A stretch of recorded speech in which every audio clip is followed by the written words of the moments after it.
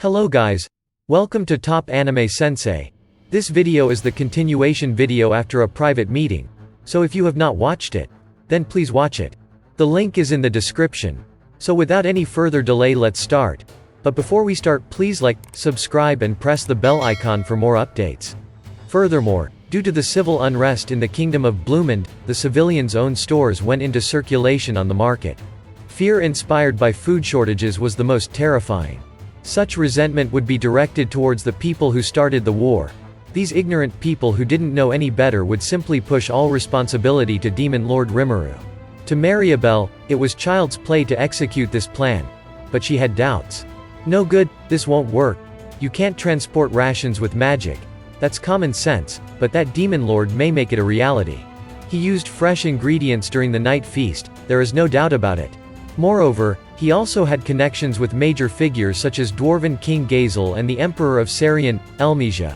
It will probably be less trouble to just accept DemonLord Rimuru.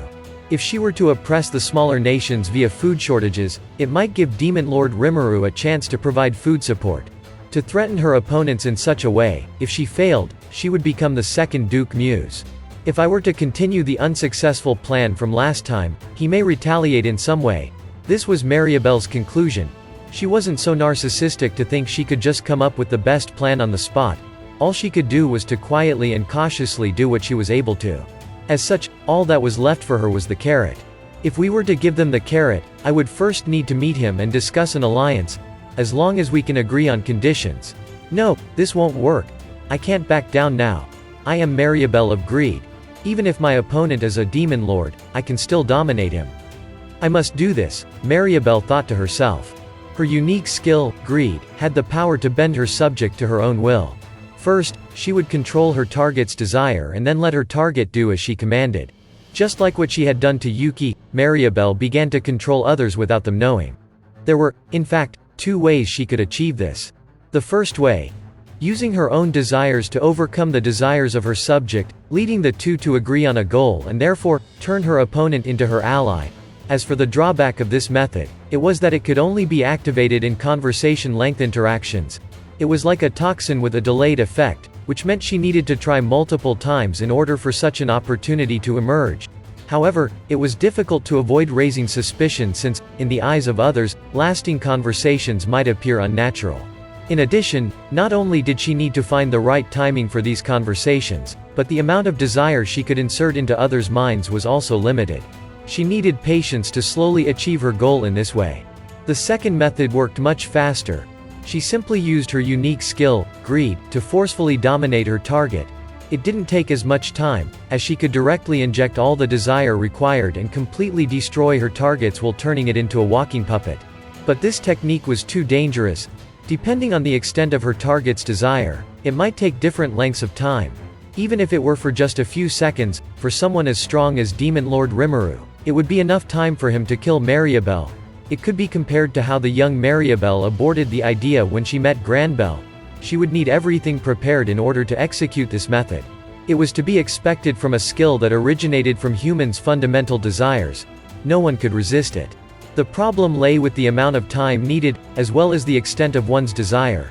No matter what method Mariabelle decided to use, the prerequisites were always that the target's desire must exceed a certain amount.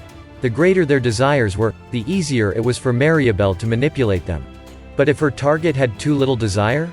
Mariabelle's Greed manipulated others using their desires, and with little desire, her influence naturally would also be weaker. It was possible, however, for her to stimulate small desires until they were big enough for Mariabelle to control, but it would also be time-consuming and could be a cause for suspicion. That was why Mariabelle could never control Hinata the Saint. It might have been different had there been more chances for the two to meet, but if she were to suddenly have a meeting with Hinata, surely, it would have raised her suspicion. Such a venture was not worth the risk, and so Mariabelle gave up on manipulating Hinata. Comparatively, Yuki was introduced to Mariabelle by Johann of the Five Great Elders, so that the two could hold secret meetings. He was easy to control. Then, the problem here would be DemonLord Rimuru. Even though I got a look up close, DemonLord Rimuru seemed to have very little desire. Yet considering all the feats he's accomplished prior, this is just straight up cheating. Mariabelle had attended the night feast and seen Rimuru with her own eyes. During her stay, She determined that Rimaru's desire barely met the minimum requirement for manipulation. Even though she would probably be able to control him with a few attempts, her influence would be far from enough. With that being said, as long as she could control him successfully, there was always a way in the future. If things went smooth, she could always use her trump card. Moreover, if she were successful, DemonLord Rimuru would be hers to command. In that way, Veldora, who had also been tamed by DemonLord Rimuru, would also be at Mariabelle's disposal. The evil dragon that even the god feared, that was truly a tempting thought to Mariabelle. But I will still have to observe for a while. Then I will come up with a plan to manipulate DemonLord Rimuru more safely. Mariabelle made up her mind. Next, she needed to strategize the plan. Yuki said that he would avoid antagonizing DemonLord Rimuru. According to this plan, it was said that DemonLord Kazalim, in other words, Kigali, would lead the way to the ruins.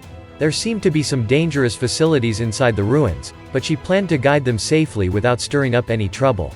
This could be utilized as part of her plan. I will send a letter to him. We should invite the DemonLord to attend a council conference, where we can see how he reacts. Will the DemonLord agree to the invitation? Certainly. He expressly wants to join the Western States Council. How very bizarre. Rimuru-san wishes to coexist peacefully with humans. He will follow the rules of the association in order to show that monsters working under him are all friendly. Hearing Yuki's explanation, Mariabelle suddenly understood Rimuru's actions. But in realizing that, she decided that he was an idiot. Then we shall grant his wish. I will corrupt him with my desire. How terrifying. Although sensibly speaking, Yuki Kagarazaka should be powerful enough to rival Hinata the Saint. If he had fought seriously, there should yet be a chance for him to defeat DemonLord Rimuru. You've already controlled someone as strong as him, are you seriously going to do the same to a DemonLord now? Yuki has too much ambition. He himself hasn't even realized that I am manipulating him. He probably thinks that he's negotiating by his own volition. In front of Yuki's face, Mariabelle continued to say, that's something he should be happy about. The reason why Yuki hadn't been crushed by his excessive desire was because she controlled him.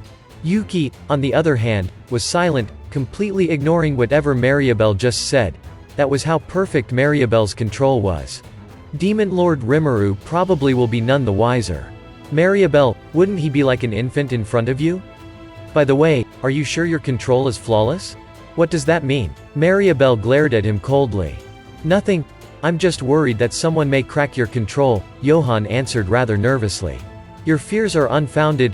Once corrupted, a desire can never be restored, as long as it does not surpass mine.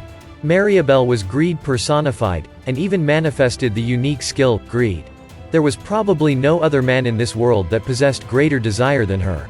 You have a point. I also have faith in you, Mariabelle. Johann said, hoping Mariabelle wouldn't take out her wrath on him. Her status was next to Granbelle's. Mariabelle was the authentic second in command. And so even Johann of the 5 great elders couldn't survive her wrath. And speaking of making Mariabelle angry, Johann himself may also be subjected to mental domination. It was because of his blood bond with Granbelle that he managed to escape such a fate. But if Mariabelle were to become the person in charge one day, this might no longer be the case, Johann thought. So, he wouldn't dare do anything to anger Mariabelle. What has been said here, you will not repeat outside. Of course not, Mariabelle. I don't want to die just yet. Wise choice. Then, Johann, go send the letter to DemonLord Rimuru of the Tempest Federation. I will draft the content later. Please deliver it to him before the next conference. Without waiting for Johann's reply, Mariabelle got to work drafting the letter. Even though she wasn't even 10 years old yet, Johann couldn't help but feel fear as she rapidly began writing on the parchment. In contrast to Mariabelle, who gave off the air of a ruler, Johann, a member of the 5 great elders, couldn't even raise his head. I understand, Mariabelle. Leave it to me. He then quietly left the room, accompanied by Yuki, so as not to disturb Mariabelle any longer. Even after Yuki and Johann had left, Mariabelle continued to ponder. Because she really had nothing much, except time. A lot of time. She had schemed, plotted and executed her plans. There had been many pawns for Mariabelle to use. This time was the same. How exciting, how truly exciting. Mariabelle, who trusted no one, was lost in her thoughts yet again today. Eyes wide open in shock, a man fell, blood streaming out of his mouth. Wahahaha. You were too careless, idiot. Milam shouted gleefully. At the sound of Milam's delighted voice, the remaining men tensed up. They huddled together, staying on guard, but to no avail. Blazing wind, turn into a whirling tornado and cut through your enemies. Blow, tornado blade. It was a mistake to have bunched together. As if laughing at those cautious foes, the tornado blade I unleashed cut right into them. Tornado blade was an area magic version of wind cutter. It cost a couple more magicules, but it could be used to attack multiple enemies in a specific area. And that's it. Thank you so much for watching. And if you guys have not watched the previous parts, then please watch them. The links are in the description. And don't forget to like, subscribe and press the bell icon for more updates.